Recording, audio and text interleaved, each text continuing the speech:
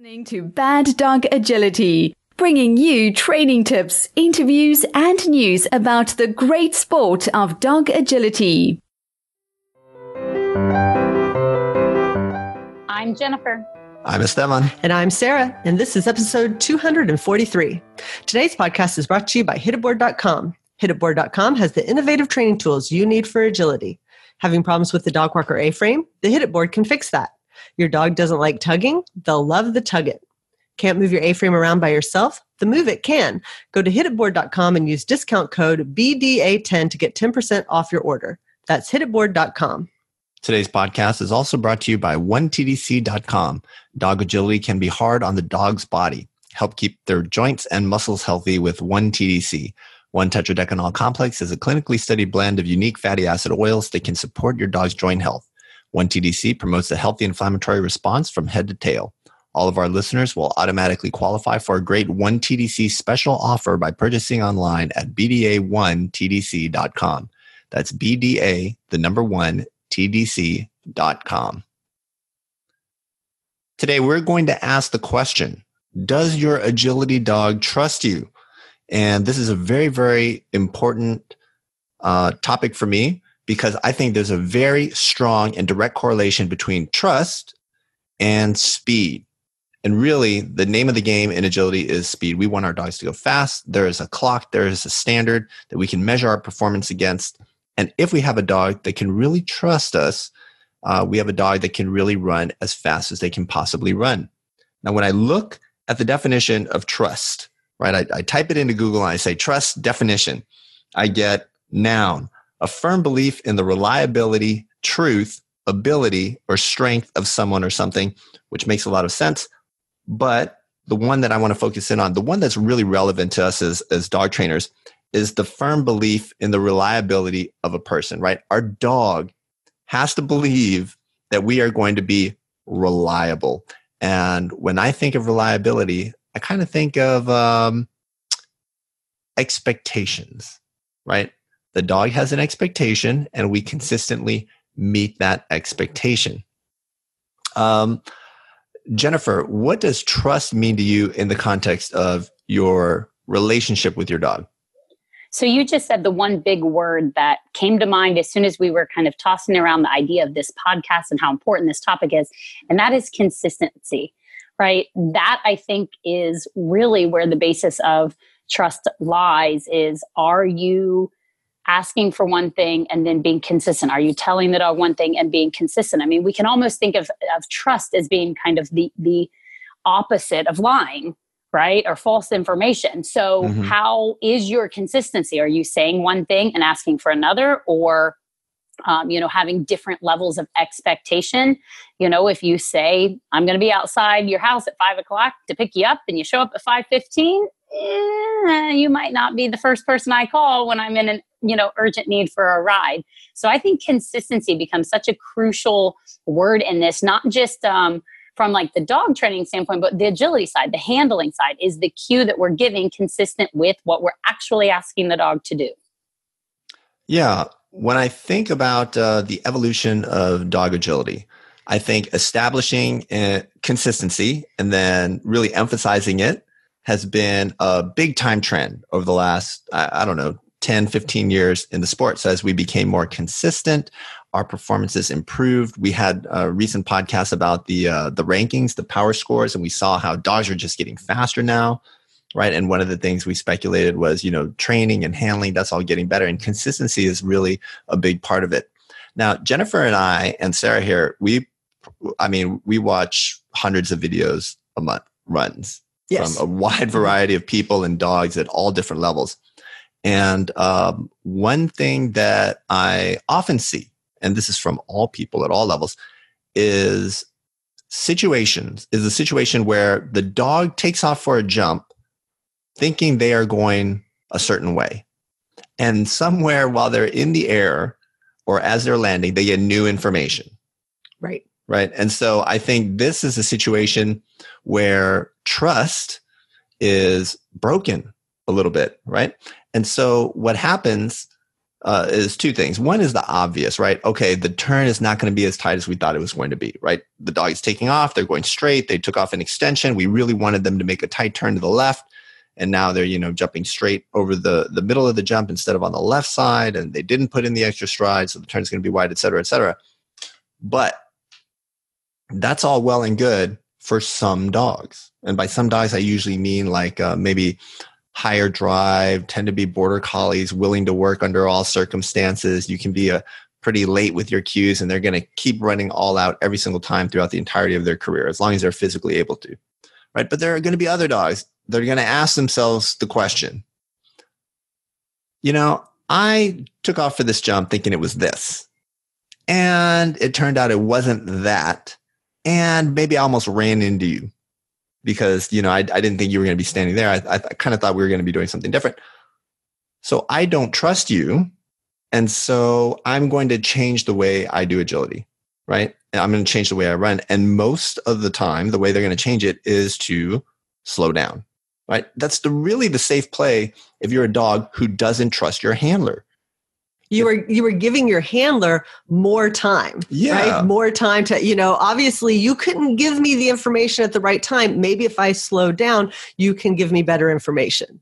Yeah. So if you and I are driving somewhere, right, we're going to some restaurant and suddenly we're in the spooky forest, right? And you're deeply suspicious that I've taken a wrong turn. What is the question that you're going to ask me?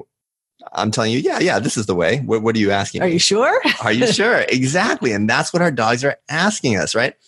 It's a way of them to say that exact thing. Are you sure? Right? Maybe, get a little ahead here. I'm going to slow down just a little bit before I take this jump. And I kind of want to see what you're going to do next. Right? And then it kind of becomes that loop. Jennifer, how often do you encounter this? Say in teaching live classes or seminars? I use that analogy of the driving all the time, that, you are the navigator, the dog is the driver. And we've all, kind of been in situations where there might be certain people we'd want to take a road trip with more than others in terms of the timeliness of the information. All it takes is a couple situations where the navigator goes, no, this is our exit, get over. You're 3 lanes over and going too fast, where all of a sudden you start to go, I'm not sure, I'll slow down. Maybe I'll look for different information. I think of that show, The Amazing Race. That's a good analogy. There's couples and then one has to tell the other where to go, and then they argue, and some argue and some are just like, okay, that's fine. We'll do better next round. And that's how the dogs are. But I always kind of think about it in terms of, are you reactively cueing something? Are you feeling the need to call your dog off? So if you, go into a turn and there's an off-course tunnel, and as the dog lands, you were, having to go, come, here, dog. That might have been a sign that you were late. Because if you saw that your dog was going towards that tunnel and then you felt the need to pull them off of it, the question is, well, why were they going towards the tunnel in the first place? What was it that you were doing that said, hey, we're going to the tunnel, falsified that information to the dog, and then now you're reactively kind of nagging at them, yelling at them, hey, get back over here, when in reality, it wasn't their fault to begin with. So not only have you potentially been untrustworthy in terms of your cues, but now you're potentially, yelling at them, nagging at them, and trying to reactively pull them back on course. So it's always something that we're talking about handling. That's what handling and dog training is really about, especially the agility handling side of things, is timely information. Tell the dog before the jump where they're going. Don't, see them land long and then say, oh yeah, hey, we're supposed to be back over here. And I think talking about trust, I think a lot of it is the handler not trusting the dog's skill and wanting to overcompensate. Oh, if I decel here, my dog might pull off the jump. So they take that extra step to support it, and then the extra step sends the dog long. So not only does the dog, we want the dog to trust the handler, but we want the handler to trust the skills that they've put on the dog and trust the dog's understanding to then be able to be timely with the cue. So it's kind of this vicious trust circle. Trust the training. Once you have the training, let the training allow you to give trusting information to the dog. Yeah, that's a great point, that it goes both ways. And the other point that I wanted to make, that we've kind of touched on, but I wanted to clarify the way that I think about it, is that it's important to realize that we get two very different responses from dogs to a lack of trust in their handlers, depending on the personality of the dog. And I think a lot of people don't recognize it as the same problem. So when you have a dog that, despite what the handler is doing, is just running, 3 jumps in a straight line, ignoring all cues and going straight and beelining into a tunnel, a lot of times that dog has a lack of confidence, of trust in their trainer. And they have learned based on their personality that you don't give me information in time, so I'm going to guess. And if I guess right, a significant percentage of the time, we go on, everybody's happy, and I'm ultimately rewarded for guessing in those spots. And so I guess more and more and more and watch you less and less and less, right? That is a trust issue. The dog that is running so fast, you cannot seem to navigate them, is showing you that they don't trust you. And then there is a different dog that in the exact same information, the exact same situation, does what we talked about before. They slow up. They say, you've given me bad information several times in a row. I'm going to slow up until I'm really sure about where I'm going, and then I'll go there. And so they get slower and slower and slower. But it's a reaction to the exact same situation, and it's just personality of the dog. That's pretty interesting. And I'm glad you mentioned the flip side of that coin, because now that I think about it, I often do see people that run pretty well. They've got those mind reading dogs. You're like, man, their handling looks a little funny. It seems like everything's late, but the dog seems to know exactly where to go. But what you'll also notice, at least for me over the years, some of these dogs do very well on your traditional AKC courses. They do good at local trials, struggle a little bit at nationals. And then some of these dogs that decide to go to international tryout events, they really struggle, right? Because now because the courses are more complex, because there's more options, because there's backsides and throttles, there are more options, right? So the dog's going to guess incorrectly a higher percent of the time. Right. That mind reading ability magically vanishes as the courses become more complex. And it can be that those dogs aren't necessarily reading the mind. One thing that we have to remember is there are a lot of... It just looks that way. Well, there are a lot of cues that happen besides the cue we give our dogs. For instance, there's only so many plausible next obstacles when your dog is over a jump, right? If there's 15 physical obstacles on course, there's only 3 that are reasonable at any given time. Sure. So, the course itself can be a cue for a dog who has learned that jumps are typically this distance away from each other, and you're only going to go, in this reasonable arc and things like that. Yeah. Well, I want to go back to what Jennifer was saying, because she hit on the big other point of this podcast, and it's the use of punishment in dog agility, specifically for handling. She raises the issue of, you have that one level of broken trust where, the dog takes off for a jump. They're thinking they're going one way. It turns out you wanted them to go another way. But now, usually because an error happens, not just a wide turn, most people are okay with wide turns, right? Because they can still qualify. They can still get that ribbon, get that clean run. But now an error happens. The dog goes off course. The dog continues on to the tunnel. And, the handler is going to get a little upset, right? They're going to show some frustration. They're going to show some anger. And the dog can sense that. So that can be very punishing to the dog, right? And we know that punishment can have a very profound impact on the way that athletes do their sports, right? We see this all the time with kids and adults, but I think a lot about the kids now that we have a 15-year-old and a 9-year-old both in sports, and the feedback that they get from their coaches and their teammates when things go wrong, right? And so Jennifer is really hammering on that point there, because we can literally create the thing that we want to avoid the most, right? The deliberate, slow, cautious dog, right? Who doesn't want to get out there. Or even the way that you were talking about, kind of the maniac dog, right? The dog that's just out there and they kind of don't come back right away and they want to take 3 or 4 more obstacles. That's their version of stress. But that's the issue here. The potential fallout from punishment is going to be these not just signs of stress, which is what you were talking about, but the coping strategy that the dog is going to develop, which is, well, let me figure out what the handler is going to do. And I think that leads you to a situation where you have handlers who kind of know this about themselves. And when they have to go looking for their next dog, they kind of have to look for a quote, harder, end quote, dog, like a harder dog who can tolerate mistakes and still run all out, even if the cues are late, the turns are wide, but they're going to keep putting in that effort no matter what. So, yeah. So, Jennifer, the idea of, I often hear it referred to as screw-up cookies, but the idea of there's a handling error, but maybe you shouldn't be so hard on the dog. Is that something that you do for your students? The number of times in a week that at the end of a sequence, I have to say to the person, before I even say anything else, reward your dog. Reward your dog.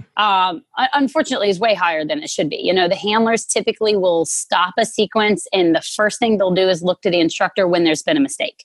So if they run the end of the sequence and it's been successful, it's, yay, good dog, cookie, toy, whatever. But they'll have a mistake and the dog will go off course, and this the student will stop and turn and look at me as if they're like, well, why did that happen? Before I answer, reward your dog, reward your dog, reward your dog. It's not their fault that, they went off course of the tunnel because you weren't timely in your cues. So I think it's super important, especially when whether you know or not, I guess, is a whole different question. But when you have been the one to break the trust, you have lied to the dog about where they're going, that they don't, have negative consequences for it. And I was trying to think of an example for me, and kind of using the examples of, okay, well, what is trust? And I was thinking, okay, you make an appointment and you say you're going to be there at 5, be there at 5. And I thought, when a student books a lesson and no shows, they wouldn't have to do that too many times before I would lose enough trust the next time they wanted to book, go, I'm not sure I want to put you on the calendar. You've no showed. I'm out an hour. I'm out the money. I don't know. But you know how they could redeem themselves? If they miss their lesson, still pay me for the hour anyway. Reward me, right? Oh, so that is a great example. If you book a lesson and you forgot, forgot to put it on your calendar, or you had an obligation, or you just simply booked 3 months ago and forgot, and you miss it, and I go, hey, are you coming? And oh crap, I forgot again. Bummer, man. Maybe next time I'll think twice about that. But if you're like, you know what, that was my fault. I forgot. Here's the payment. It's not on you. I'm like, all right. In the end, your mistake. I got rewarded anyway. Sure, you want to book another lesson? Let me know when. So, I always try to think about kind of being in the dog's shoes. And, if they go off course to the tunnel because you were late and you're like, oh, darn it, that was me. Throw them the toy. All right, let's go. Let's come back. Let's try it again. They're going to be more willing to be like, all right, well, let's try it again. And you give a different set of cues and you get a different performance. It's not the dog's fault that you were late and you were learning. And I think, that's the hard part. We always, and I know emotions are high in trial situations and big events as well, but we have to remember at the end of the day, they didn't get in the car and drive themselves to the trial or to the training class. So they, what they're doing is going to be a result for the most part of what we've cued, whether it be a handling situation. And then when you start talking dog training, it gets a little bit trickier and a little bit different. But certainly it's not fair to nag them or yell at them, come, get over here, when you were the one that caused that inconsistent cueing to begin with. So reward the dog, reevaluate why they're playing with their toy or they're eating the cookies, reevaluate, why'd that happen? What can I do differently? And I think that, kind of gets us back to this idea of either, if you don't have an instructor to tell you, film yourself. Why they're off getting their toy for that off course or wide turn, you look at the video and go, oh man, what happened there? Oh yeah, I didn't decelerate in time. Oops, no wonder they took the tunnel. Right. And I think that the other kind of theme here is that this idea of trust is bigger than one mistake. So I think that a evaluation error that people often make is that it's just about that one turn, right? Okay, I had to do a call off here. Okay, my handling was poor here, and I had to call off my dog off of an off course, or and maybe they come back slower, but then we got back on track and everything was fine, and it just affected that one run. And this idea of trust says it doesn't just affect that one run. right? It builds up over time. Now, of course, we all make nobody's perfect. We all make mistakes. We all make handling mistakes, and that's okay. But if you are constantly making handling mistakes, it is going to have an effect, not just in that moment, but the next time you try to tell your dog you want them to do something and they're not sure that they can trust your cues to be appropriate to the situation. Yeah. That was such a great examples and great discussion from both of you on that. And I'll just close with a little bit about Pink and Gitchy as dogs. Pink is amazing. She was out there winning things at age 2. I feel like now your 3rd year at Westminster, do you feel like there's a difference in the level of trust between you? Her trust of you and your trust of her, in the ring? How do you think that's evolved or changed? Or has she been a dog where, that's not an issue? She's one of those dogs. I certainly think it's evolved, and I think it's changed. I think one of the big things in looking back at videos is there used to be a decent amount of kind of like head checking and checking in. Mm-hmm. And I kind of, if I were to be in her head, kind of this, are you sure? Are you sure? Are you sure? And she would still run really fast when she did it. So it still made her really competitive. But if you actually watch the runs, there was still this little bit of do something, look back. And it might be a glance. It might not be a whole head turn of just us really learning each other. Mm-hmm. Excuse me. And I think that's what I've really seen smooth out over the years. Where when I tell her something, she kind of keeps her head down and she goes for it. She believes the verbal, she believes the motion. I try to let the two support one another, and she says, okay, got it. And so it's kind of not just in her times, although I do think she is faster now than when she was 2. It's in the kind of the physical view of the run and kind of the feel. It almost is like she reads my mind. I know she doesn't read my mind, but she doesn't have to think about what I'm telling her. I don't have to tell her and have her go, okay, that I think, okay, got it. It's like, I tell her that and she's like, got it, 100%, I'm on it.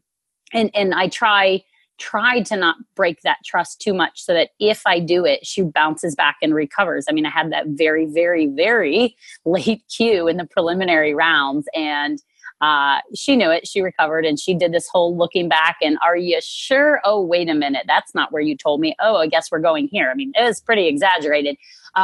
But luckily that is hopefully not too frequent, that then she bounced back from it and built right back into her speed. It wasn't oh man, this again.